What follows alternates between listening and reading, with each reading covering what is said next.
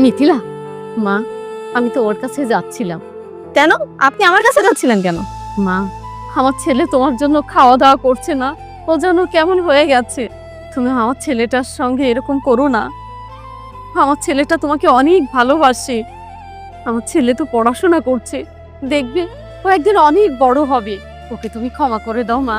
এই, তোর ছেলের কি হয়েছে না হয়েছে সেটা আমাকে কেন বলতে এসেছিস? তোর ছেলে আমার সাথে যা করেছে তারপর আমি ওকে ক্ষমা করব কিভাবে? আর তুই তার হয়ে সাফাই দিতে এসেছিস? মারে, আমার ছেলে একটা ভুল করে ফেলেছে, তার জন্য তুমি ওকে এত বড় একটা শাস্তি দিও না।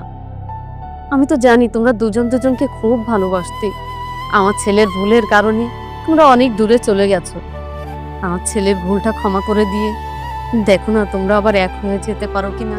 তোর ছেলে আমার সাথে যা করেছে তারপরে তোর ছেলের কি হলো না হলো সেটা তো আমি দেখতে যাব না। আমার কাছে কেন এসেছিস? মা, আমার ছেলেটা খাওয়া দাওয়া করছে না, একেবারে চুপ হয়ে গেছে।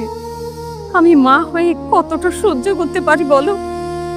দেখো না মা, আমার ছেলেকে ক্ষমা করে দিয়ে তোমরা আবার এক হয়ে যেতে পারো কিনা।